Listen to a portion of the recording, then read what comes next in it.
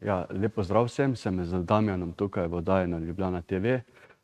Sem Blaž Robič, lastnik podjetja Motion Design, grafični oblikovalec, specializiran za branding in za UI, UX.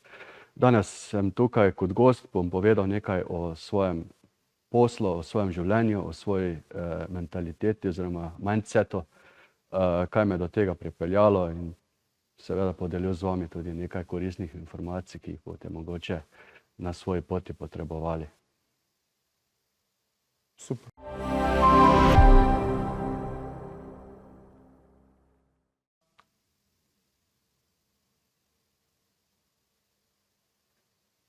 Spoštovane gledalke, cenjeni gledalci, dobrodošli v še eni oddaji Potencial moje mladosti. Tokrat imam prav posebnega gosta v moji družbi. Zakaj? Boste izvedeli zelo kmalu, ne biti nestrpni.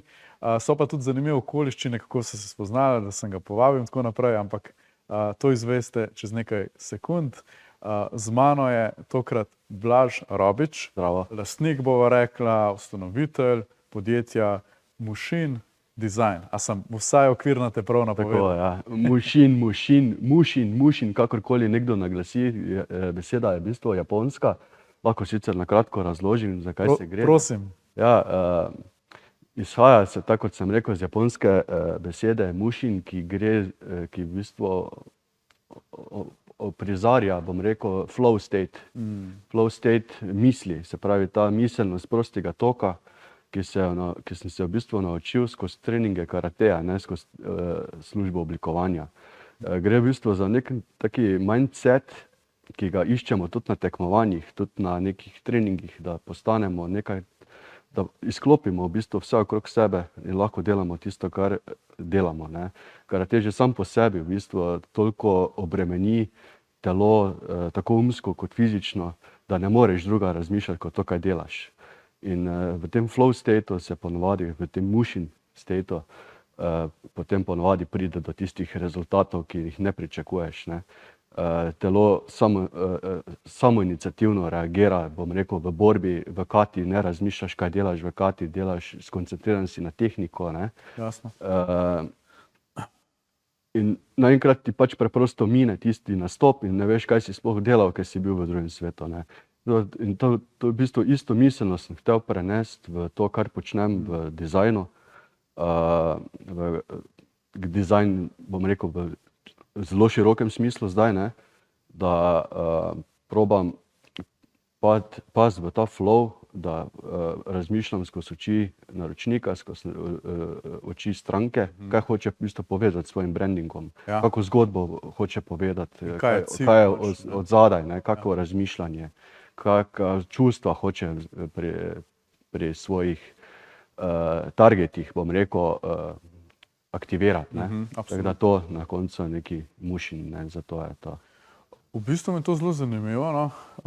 Meni je tudi zanimiva, bom rekel, filozofija, kulturološke neke značilnosti tega področja sveta, sploh Japonska kot neka dosti izolirana, ne, bom rekel, otok, država v preteklosti, zato tudi precej nekih teh specifik. Ampak do tja, mogoče se tja še vrneva, ne, ampak ta stanje, ta flow, ko si rekel. Zadnjič, ravno sem bil na enem predavanju in nekdo je bilo tako zanimivo, v bistvu je bila neka delavnica in tam smo delali na kreativnosti, ne, kako to iskrico kreativnosti zanetiti, inovacije, kako se v podjetjih pride do inovacij. In tam je bilo tudi omenjeno nek ta flow, kot stanje zanosa po eni strani, kot drugo pa, da je nek tak tok, ki sam teče od sebe, predstavljam kot neko rečico, ki lepo gre po že utrjeni poti, ne. In kar se mi zdi pa najbolj tukaj ključno izpostaviti, sploh za naše mlajše gledalce, je pa to, danes je veliko distrakcij, ne. Vse povsod. Socialni mediji, vse drugo.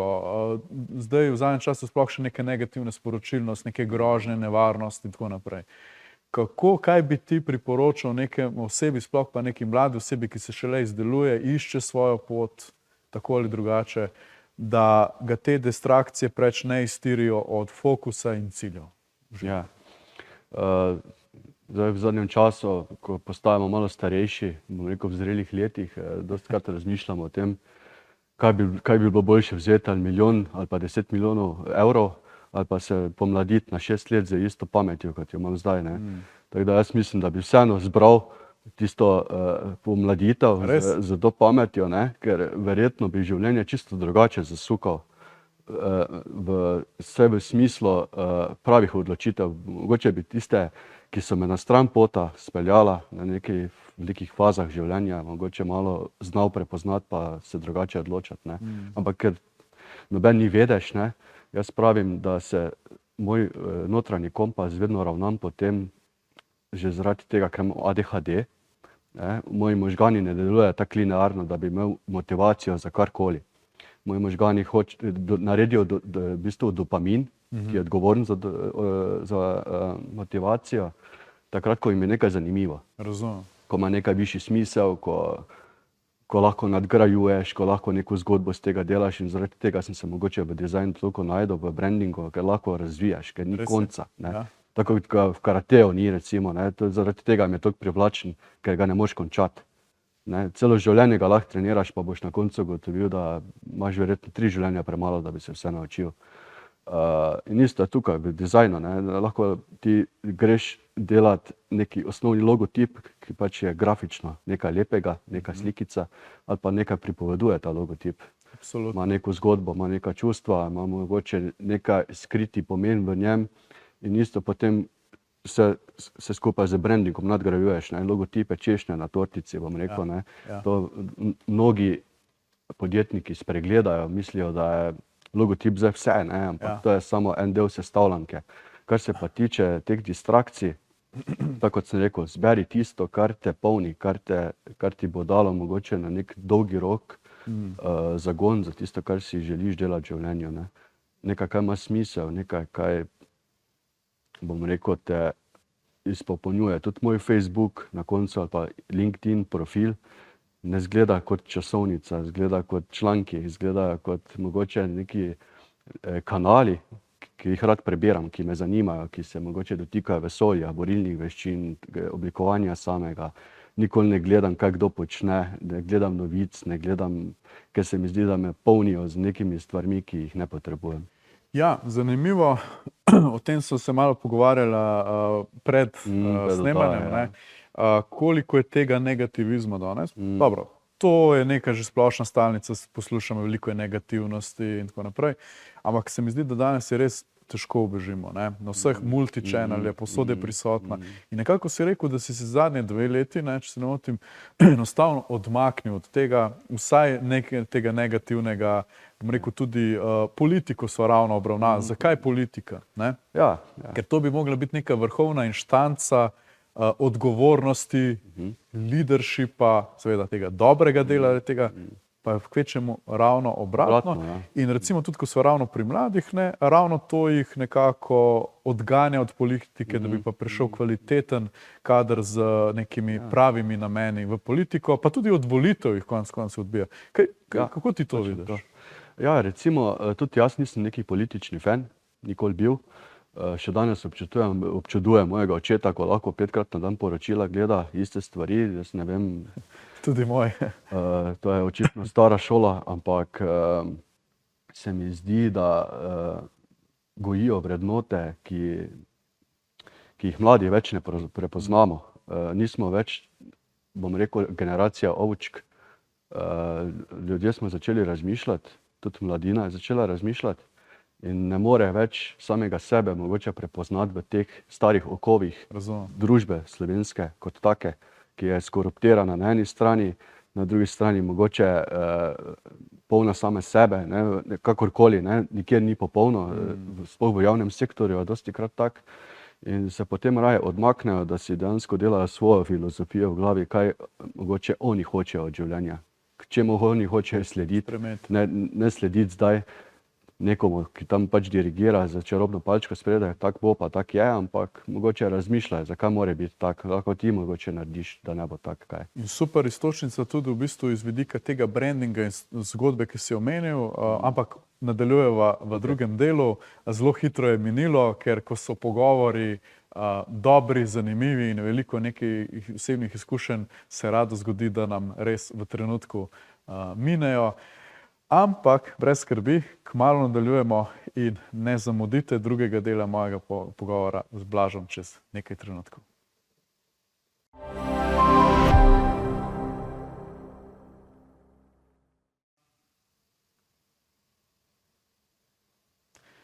Drage gledalke in gledalci, dobrodošli nazaj v drugem delu mojega super zanimivega pogovora. Blaž Robič je še vedno moj gost. Blaž, veliko tega zanimivega si že povedal, danes imamo malo tak krajši format, zato obravnavava, ne bomo mogli vseh tem, ampak se mi zdi ključno že to, kar si izpostavil. Mladi danes iščejo neko drugačno pot. Torej, enostavno se ne sprijaznijo s tem, da obstaja samo ena struktura, ena pot, iščejo različice. In mogoče, dobro, ne bom rekel, da so vse etikete, ki jih nadevamo današnjim mlajšim generacijam, neupravičene, tja še pridemo, ampak mnoge se mi zdi pa, da so, lenuhi, bom kar direkt povedal, ne da se jim delati, nimajo vizije, Pa vendar, če se jaz spomnim, tudi ko sem bil mlad, tudi nisem vedel, kaj sploh želim v svojem življenju, nisem našel te notranje motivacije, ko bi jo rabil, In mogoče me to spominja malo na tvojo zgodbo, sem tudi človek neke inspiracije, Ko jo imam, nekaj naredim, ko mi jo manjka, mogoče sem veliko manj produktiven.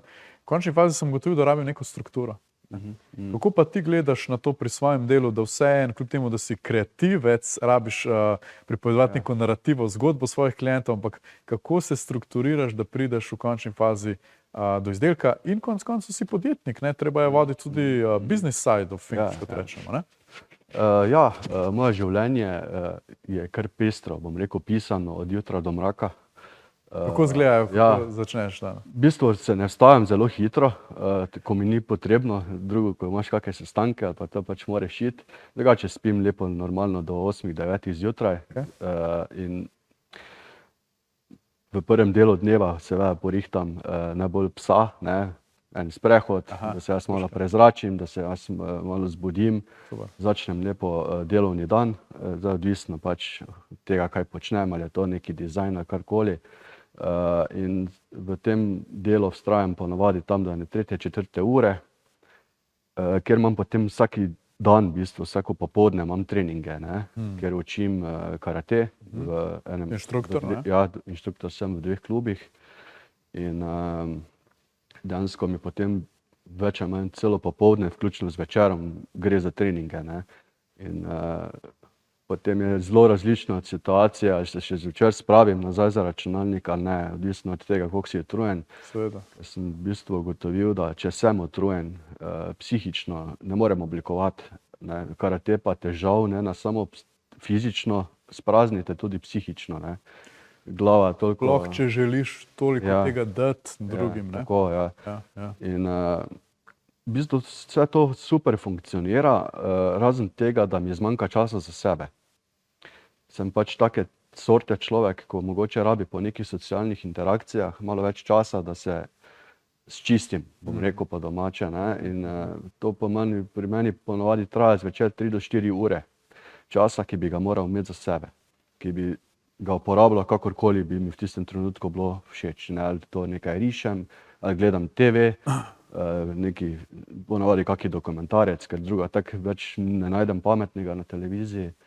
V glavnem nekaj, kaj me polni v tistem trenutku. In zdaj, če tega časa nimam, pa se mi dolgo časa nabira, da se cel teden to ne sprazni z mene, se mi zdi, da sem, tako bi rekel, zažmaken ali cota. Ne moreš pravilno več funkcionirati in potem navadno naredim to, da se za 2-3 dni totalno omaknem. Zanimivo. Ne iz treningov, ker tam preprosto nimam izbire. To je vse seveda volontersko delo, da se razumemo. Ampak se pa omaknem mogoče iz smisla sestankovanj, iz smisla dela, mogoče 2 dni sploh ne prižgem dizajnerskih programov, delam mogoče kaj za sebe, pišem kaki članek. Zelo fluktuiram skozi moja delovna področja, da mi ne zmanjka motivacije za vsako posebej, da res med različnimi krožim in potem na koncu tudi lepo zaokrožim vse skupaj. Delam branding, pa se mi potem malo na UI, UX področju sprosti glava, pa potem lahko spet tisto delam, pa pol obratno, razumeš, tako da lahko malo kolobarim med področji. Tudi glede na povedano, si tip osebe, človeka, ki potrebuje to raznolikost, da se krog potem sklene, ne bi rekel. In ko so pa ravno pri teh izrazoslovju tehničnem, bolj zdaj branžnem, ne, UI, UX, jaz ga do neke mere poznam, ker sem tudi deloval v marketingu, web dizajnu, bom rekel kot bolj project manager in tako naprej. Si pa ravno zadnjič dal nekaj zapis zanimiv na LinkedInu, si tudi aktiven in to je tisto zadnje zgodbe, ki sem ga vodil omenil, zanimivo, da so se tako spoznala, ne? Oziroma predvsej nekih mojih gostov in tako naprej, znancev spoznam na socialnih omrežjih, zato jaz pravim vedno, socialne omrežje same po sebi niso slaba stvar, ker jih lahko absolutno izkoristiš neko dobro in to se mi zdi tudi, se mi da spoznala konkretno na LinkedInu. No, in ravno na LinkedInu si zadnjič dal eno objavo, se mi zdi zelo koristna, razlikovanje, kaj je to UI, kaj je UX, ne, da se malo te pojmi razčiščujejo. Rad imam take edukativne vsebine. No, ko so pri tem, ne rabiš zdaj našim gledalcem to v detajle razlagati, ampak povej nam zdaj malce več o tvojem dizajnerskem delu življenja in samem delu in podjetju. Pravzaprav si prinesel tudi eno zanimivo brošurico. Želiš kaj pokazati? Lahko malo pokažem, pa bom potem povedal malo več. Gre v bistvu za eno brošurico, ki jo imam izdelano za, se vidi, malce više, takole. V bistvu nekaj stvari napisanih o meni, to bom kasneje razložil zakaj. In potem v bistvu moj način razmišljanja, kaj počnem, to so v bistvu neki primeri celostnih grafičnih podob. To so moje maskote, ki sem si izdelal, taki menih, ki ga rad povezujem s tem mušim stanjem, rad meditira. Zelo zanimivo. In potem imamo v bistvu noter še primere brandingov, ki sem jih v zadnjem času delal, to so en turistični vodič za Maribor, Martur. V bistvu pokažem znotraj priročnika od logotipov do tipografije, do primerov uporabe, kak pač brand zastopaš vizualno, ne. To so še eni primeri. Aplikacija na materiale. Aplikacija na materialih potem, In potem za druge znamke, da je Vitabox, nekaj je teh, ne. Imaš nekako 360-stopinski dizajn skoraj. Tako, ne. To je v bistvu tudi ena digitalna agencija, ki smo v začetku delali. V bistvu so primeri nekih grafičnih oziroma brandingov, samih brandingov, ni pa za web dizajn oziroma UX. Zdi se mi zelo zanimivo, ker kot si vedoma povedal, dejansko pripoveduje neko zgodbo. In ti tudi na začetku prvih 5 strani, kdo bi rekel, zakaj pa rabi toliko umestitve v samem avtorju. Jaz sem pa ravno mnenja, da je to potrebno, ker potem stranka ve, s kom počne, kakšno filozofijo ima. Podobno, kar v končni fazi jaz zagovarjam pri svojem delu na LinkedInu. Ampak evo, imaš kakšno minutko pred zadnjim delom, me zanima čisto, kako izgleda recimo, ko stranka pride do tebe, jaz pa rabim to in to. Ponavadi z kupom vprašanj iz moje strani, ne. Jaz moram čim bolj razumeti njegovo razmišljanje. Moram res malo priti že psihiatrično v njegovo glavo, da si znam predstavljati stvari, kako jih on vidi, kako jih on razume, ker večinoma, ko delaš s podjetniki, je vsak malo navezan na to, kaj počne. Bom rekel, ne, tudi jaz sem navezan na svoje podjetje, na nek način je to tvoj otrok, ki ga skušaš do kruha spraviti, ne. In je velikokrat pač tako, da skušaš skozi to pač povedati, kdo si, s kom ljudje delajo, ne kaj delam, ampak s kom bojo delali. Zakaj tako razmišljam, ko razmišljam, zakaj je to moj asset na koncu koncev, ne, na ta način. Se popolnoma strinjam in mislim, da ta miselnost vedno bolj začenja prevladovati tudi v poslovnem svetu, sploh pa pri mlajših generacijah. In o tem bova spregovorila še v zadnjem delu, ki, dragi gledalci in gledalci, vam zagotavljam, bo zelo še zanimivo in koristno, tako da ne nam nikamor zbežati.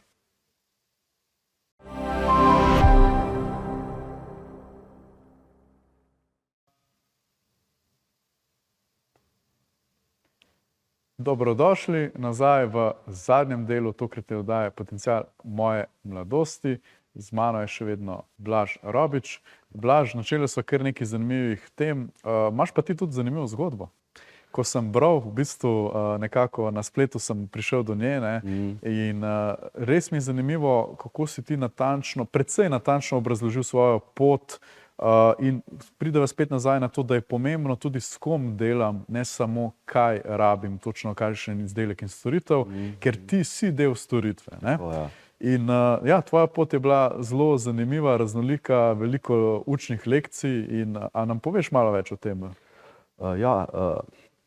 Moja oblikovalska pot se ni začela tako, kot se danes začne pri večini oblikovalcev, se pravi šola, pa potem prvi neki taki pilotski projekti, brezplačni, pa nekakva služba. Ne. Jaz sem v bistvu začel oblikovati še v času osnovne šole, na prestopu v gimnazijo, bom rekel. Mi je bilo skrajno zanimiv mi je bil Photoshop v tistem času, ne, program za grafično oblikovanje v tistem času. Še danes v bistvu, industrijski standard, ne, za piksle. Ampak v tistem času me je en prijatelj prosil, da mu naj na njegov avto zmontiram felne. Njemu so se blazno neke felne, ne, platišča dopadla na internetu in je hotel videti, kako bi to na njegov avto izgledalo. Ne. In to je bil v bistvu moj prvi projekt, kar sem ga v bistvu kadarkoli oblikoval, bom rekel, čeprav bila ena simpel fotomontaža, je bil neki proces dela v ozadju. Kakšen je bil rezultat, je bil zadovoljen? V bistvu se je odločil za nakup, zelo taka pomoč mi je bila zelo zanimiva izkušnja, ne. Ampak potem v času srednje šole, v času gimnazije pa sem začel delati kot pisec, kot copywriter za eno računalniško revijo, ki se je imenovala Software Power, SVP, na kratko. Takrat je bila neka konkurenca Jokerju, PC formatu, ne, da se tistih časov spomni. In tam sem nekje imel vsaki mesec nekje 30 strani za napisati strokovnih člankov, bom rekel, bolj ali manj strokovnih člankov, ne, na temo računalniške periferije, strojne opreme, igrc na koncu koncev, ne, dosti smo igrce igrali pa recenzije pisali, ne. Tako da v bistvu je bila ful dobra služba, ne, in tam sem jaz začel v bistvu tudi oblikovati malo bolj resno, ne. Ne takoj na začetku, ampak potem v času tistega službovanja sem potem začel prevzemati tudi v repro oddelku, se pravi pri oblikovanju postavitev ne samo ene revije, tudi cele založbe, v bistvu pol na koncu že, ne. Kar odgovornost, ne? Ja, sploh tako na začetku kot neki zelenec, niti čisto jasno še vse, kako stvari poteka. Koliko si bil star takrat? Takrat sem bil med 17-18 let, ne, čisto res še mladič, bom rekel. Ni mi bilo še nič jasno druga kot to, da pač se imam fajn v službi, ne. No, in iz te službe potem, ko je internet dejansko prevzel celo sceno, bom rekel, ne, ko računalniška revija preprosto ni več mogla obstajati v tiskani verziji, sem pa zelo krožil, bom rekel, med različnimi službami, ne samo znotraj oblikovanja, ne, ampak sem delal marsikaj. Delal sem od prevozov malce do montiranja tega koncertnega zvočenja LCD panelov, ki jih imamo tukaj v ozadju, ne. Vse te stvari sem dal skozi, delal sem tudi na tekočem traku, vozil sem viličarje. Verjetno sem kaj spustil, ne, ampak med tem pa so bile vedno tudi službe, kjer sem dejansko bil oblikovalec. In sem bil oblikovalec na agenciji, bil sem oblikovalec v tiskarni, bil sem oblikovalec kot, bom rekel, za vse različne strani, bom rekel, za web, za tisk, za ni da ni, ne. Mi je dalo neko širino vse skupaj. Ne, vsake službe potem, čeprav so bile mogoče dvoletne, troletne postojanke, sem neko znanje potegnil, ki se mi takrat ni zdelo nekako mogoče smiselno, da ga sploh imam. Ampak ko se začne ti puzli sestavljati, po 20 letih moje prakse nekje, lahko ponudiš zelo široko paleto storitev, ki lahko pride od enega človeka, že zaradi tega, ker lahko združim branding z UI, UX dizajnom, kar je zelo redko. Imamo oblikovalce, ki delajo eno ali drugo, zelo redki pa oboje, ne. In jaz lahko zgodbo peljem dejansko od začetka, od logotipa do spletne strani ali pa aplikacije, čisto sam, ne. Zdaj, UX, UI, mogoče samo za gledalce, samo na kratko, ne, elaborirava, je nekako pretežno v oblikovanju spletne izkušnje, ne nujno, ne nujno, neki user interface in tako naprej, ampak user interface, user experience, ne, mogoče ta izkušnja nekega uporabnika, ne. Ja, jaz tako pravim, ne, da če vzamemo analogijo avta, je user interface, uporabniška izkušnja, bom rekel, kak avto zgleda, kak se pa pelje, kak se čuti, kak je hiter, kak je odziven, je pa uporabniška izkušnja. Dejanska izkušnja. Ne vizualizacija. Ne. Ja. Na isti način tudi te aplikacije delujejo, tudi v igrah računalniških je UI, UX še dosti bolj na steroidih, kot pa recimo na spletnem oblikovanju. Ja, Ne. ja. Tam pač moraš neki prodajni lijak ustvarjati na spletni strani, da gledalca vabiš do tistega gumba ali pa do tiste informacije, ki jo želiš servirati. Ne. Dočim pri klasičnem oblikovanju, pri brandingu pa tega ni. Ne. Malo drugačni principi oblikovanja so. Ne. Oblikovanje je vedno enako. More biti lepo, pa more biti funkcionalno. Ja. Ampak princip je pa malo drugačen od področja, ne, samega. Tako, ko mi razlagaš tem stvarem, se vidita dve stvari. Ne. Eno je, da v tem uživaš, da je to neko tvoje poslanstvo in vedno se sprašuješ o tej zgodbi, o dejanski uporabnosti. Iskreno moram reči, ne, tekom let sodelovanja z različnimi deležniki pri nekih kreativnih projektih, kot nek tak project manager, pa nek vmesni člen sem doživel veliko. Ne. Delo s tehničnim kadrom, prodajnim, stranko, predvsej tudi z oblikovalci. Ne. In dostikrat je bila težava ali izziv ta, kako oblikovalcu razložiti tudi funkcionalno poslovno stran, ker enostavno razumem, te ljudje so v nekem kreativnem, mogoče se vrne nazaj, zanosu flowu in vidijo to kot neko svojo kreacijo, ampak treba je gledati tudi na uporabniško izkušnjo. In mogoče se mi zdi, da tebi ta del praktičnosti daje ravno ta širina teh raznolikih del. Od študentskih do potem naprej, kako si rekel, the good, the bad, the ugly, ne? Kaj si vse potegnil z tega tudi v življenje. Kaj meniš o tem? Ja, najtežje je delati dizajn za nekoga drugega. Za stranko, bom rekel, ne? Ker ne smeš, moraš izklopiti svoj ego. To je prvo, kaj moraš narediti, ko oblikuješ, ker ne sme biti tebi všeč. Velikokrat se res zgodi, da stvar, ki jo dam od sebe, meni ni okej. Ja. Pa že zaradi tega zelo težko počnem v predogled, ker meni ni okej, se bojiš zavrnitve, ampak na koncu koncev, ko delaš branding, delaš tisto, kaj oni želijo od njega imeti, ne to, kaj bi ti rad. Ne. In pol na koncu res moraš paziti, dokot se spustiš noter v neko filozofijo blagovne znamke ali pa spletno stran blagovne znamke, da ohraniš njihovo unikatnost, pa dodaš svoj podpis, ne, na ta način. Se mi zdi to kar taka interna borba, ne?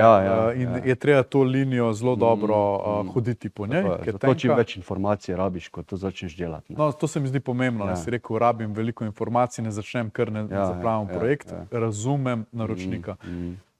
Da bojo pa tudi mladi razumeli, kaj jim je v bistvu nekako storiti in kako navigirati skozi mogoče ta danes precej, noisy svet, ne? Precej imamo nekih informacij, nasvetov, kako filtrirati tiste prave.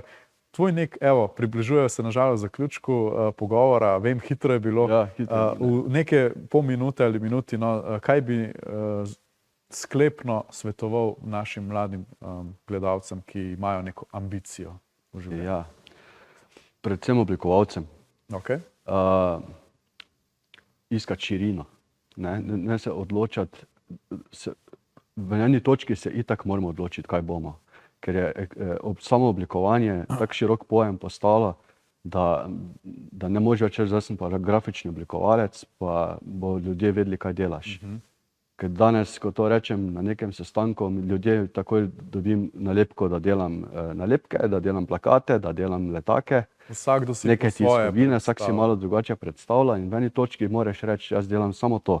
Delam samo ono ali pa samo tretje. Ampak dokler ne prideš do tega, da se lahko ti specializiraš v eno stran, pa moraš čim več različnega foha probati, ne?